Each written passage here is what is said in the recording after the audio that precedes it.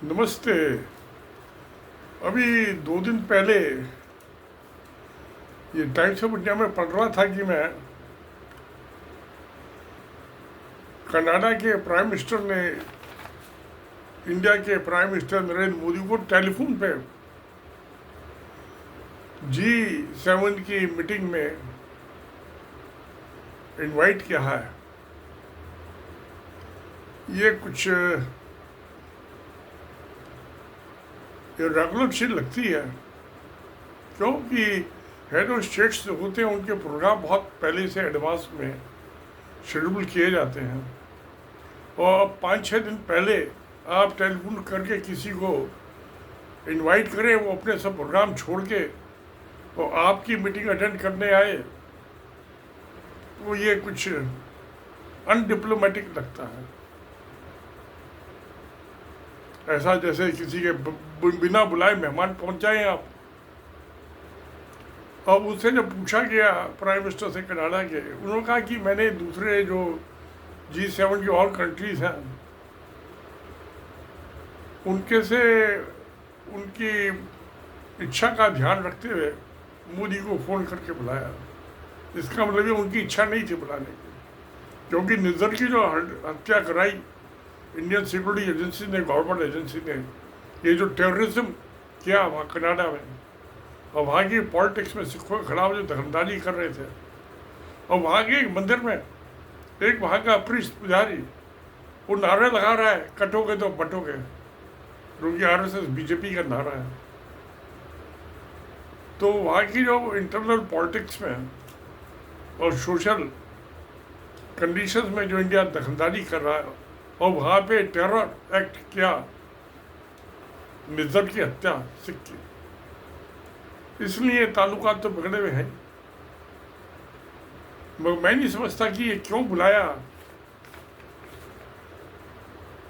है तो चले जाएंगे। मोदी तो बाहर जाने के शौकीन है,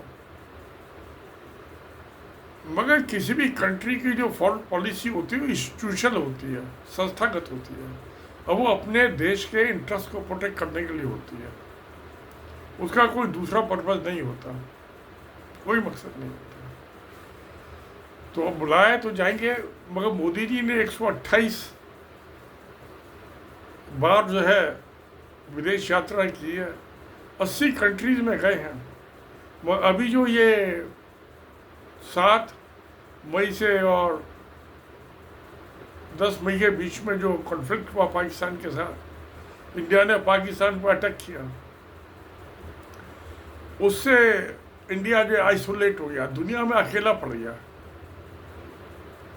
रशिया जो है पहले सोवियत यूनियन होता था 91 से पहले, 1991 से, और जब नॉन अलाइनमेंट हुआ शुरू से 1950 से लगा ली है, 1950 और 75 ईयर्स से हमेशा इंडिया का साथ दिया।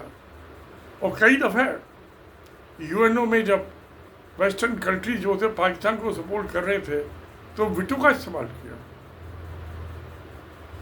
मगर जब एक दफ़े रशिया को और इंडिया की एंडोर्समेंट की सपोर्ट की ज़रूरत पड़ी यूक्रेन की लड़ाई में, तो मोदी जी पल्ला झाड़ के निकल गए कि ये ज़माना जो है युद्ध का नहीं, बुद्ध का ज़माना है, डिप्लोमेसी बातचीत से मामले को सुलझा दो। तो रशिया का ऑब्वियसली नाराज होना था।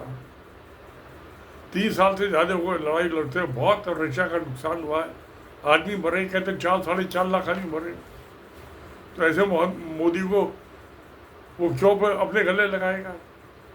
और वैसे भी मोदी की और रशिया की और चीन तो पक्के दोस्त हैं। तो इधर तो इसको कर दिया, रशिया को जो हम इतना 75 साल पुराना दोस्त था, हमेशा साथ दिया। उधर जो ये मोदी साहब की जो वेस्टर्न पॉलिसी, US और UK और फ्रांस और ये इजराइल, उसको लेके इनकी जो प्रो पॉलिसी थी, और रशिया से ये दूर हटते चले गए।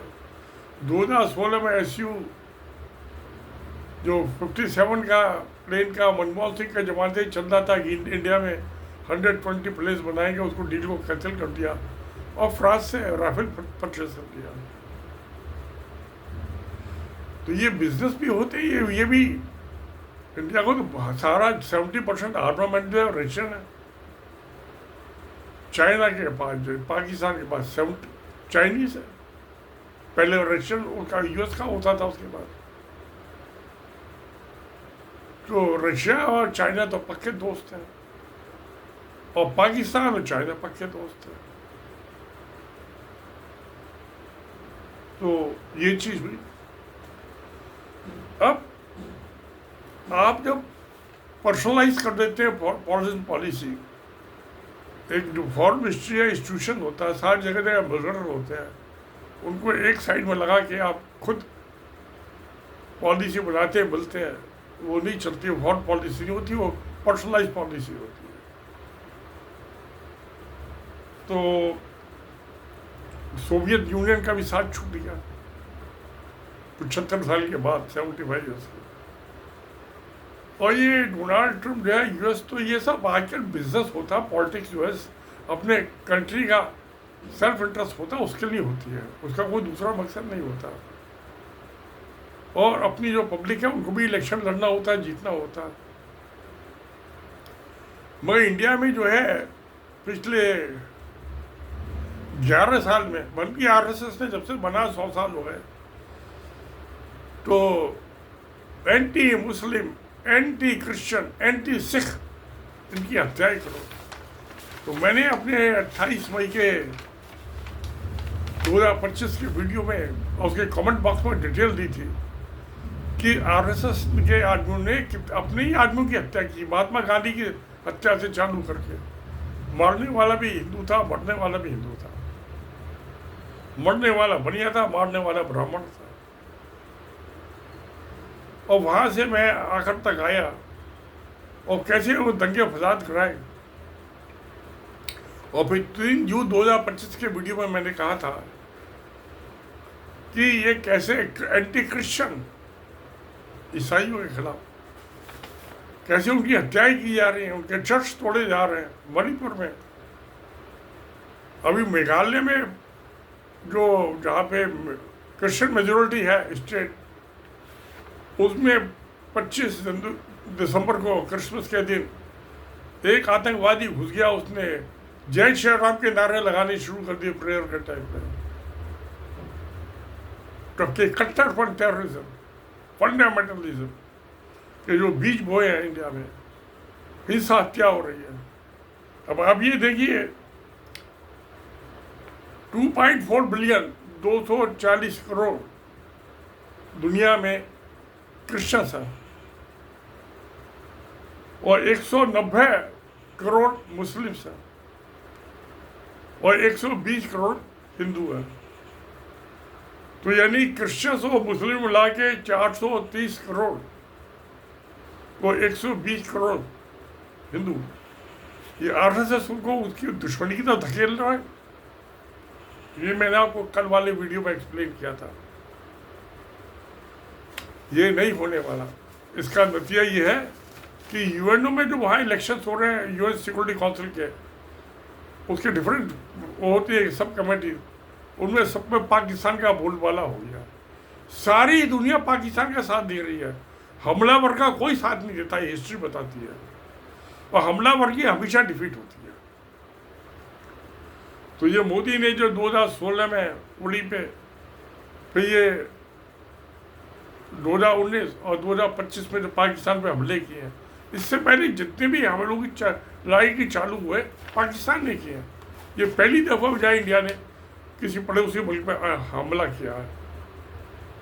और बाकी ब्लॉकेट तो नेपाल का भी किया 2015 में, उसके बाद भूटान का भी किया इंडिया ने, वो मैंने और वीडियो में बताया हुआ है। सब पड़ोसियों से सबसे ताल्लुकात खराब है इस मोदी सरकार के ज़माने में।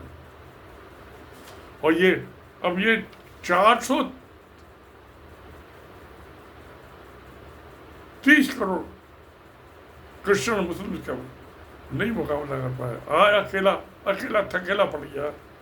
अब मैं सोचता हूँ, अब जो ये पुतिन साहब हैं, इनकी अभी 2 दिन पहले यूएस के प्रेसिडेंट साहब से, डोनाल्ड ट्रम्प साहब से बात हुई है। तो उनको भी उन्होंने बताया कि मैंने इंडिया पाकिस्तान का झगड़ा ख़त्म कराया और इसका बाकी सब सोल्यूशन हम ही करेंगे। पुतिन साहब डोनाल्ड ट्रंप का साथ देंगे इस मामले में, और चीन तो है ही। मोदी साहब झेल नहीं पाएंगे। इंडिया की तो कोई फॉरेन पॉलिसी है ही नहीं, मोदी पॉलिसी है।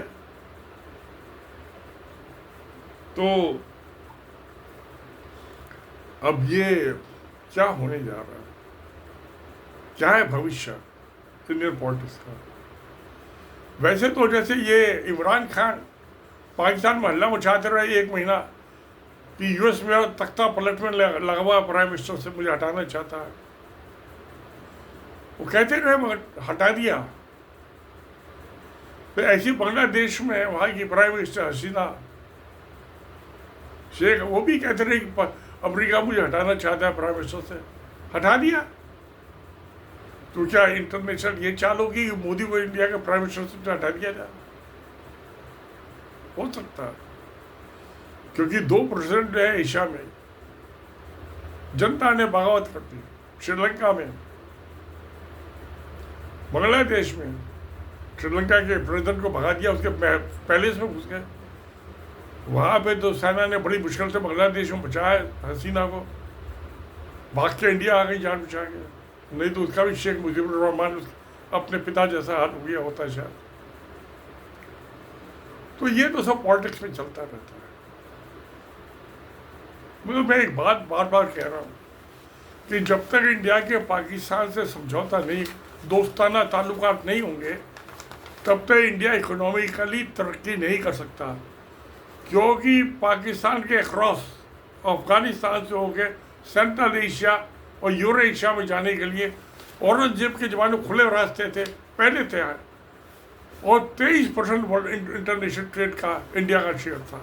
आज 3% रह गया। इसकी वजह से जो एंटी मुस्लिम पॉलिसी आरएसएस की, मोदी तो उसका पिल्ला है, बीजेपी उसका पिल्ला है। तो आरएसएस कोई चीज़ छोड़नी पड़ेगी, और ये छोड़ेगा नहीं। अगर जो anti Muslim anti Sikh policy छोड़ दे, एंटी सिख पॉलिसी, तो आरएसएस की अपनी हत्या हो जाएगी। तो उसको अपनी, उसकी तो पॉलिटिक्स ही एक बेस्ड है, anti Muslim, anti Sikh, anti Christian, उसके बाद बाकी तो कुछ है ही नहीं। तो प्यारे दोस्तों, अब सवाल ये है सर्वाइवल का कि हम कैसे जिंदा रहें। या तो आरएसएस जिंदा रहेगा या इंडिया जिंदा रहेगा, दो में से एक म्यान में 2 तलवार नहीं रह सकती। या तो आरएसएस जिंदा रहेगा या इंडिया जिंदा रहेगा इकोनॉमिकल डिस्ट्रेस से। अगर आरएसएस जिंदा रहेगा तो इकोनॉमिकल डिस्ट्रेस से, जैसे यूएसएसआर के सोवियत यूनियन के 15 कंट्री बन गए, इंडिया के भी 25 कंट्री बन जाए। नहीं तो आरएसएस को खत्म करना पड़ेगा। पॉलिसी तो चेंज कर नहीं सकता। Anti Muslim, anti Sikh, anti Christian, ये नामुमकिन है। जो मुमकिन है वो है इंडिया का डिसइंटीग्रेशन।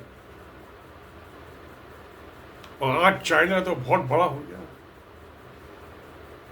गरीबी के 80 करोड़ 85 करोड़ आदमी को मुफ्त राशन दे रहे हैं खाने के लिए।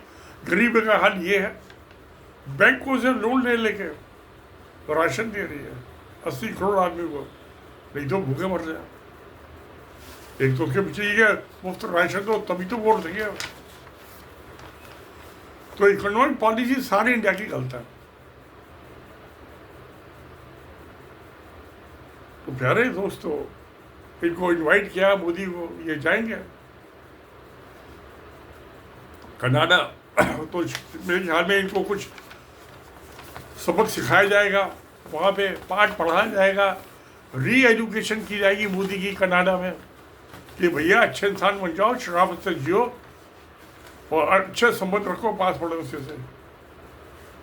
नहीं तो जैसे रशिया का 15 कंट्री बन गए, शेख हसीना को हटा दिया गया, इमरान खान को हटा दिया गया पाकिस्तान में, यहाँ भी कुछ ऐसे ही नमूने का काम हो सकता है। तो चलिए फिर देखते हैं। सत्यमेव जयते। नमस्कार, धन्यवाद।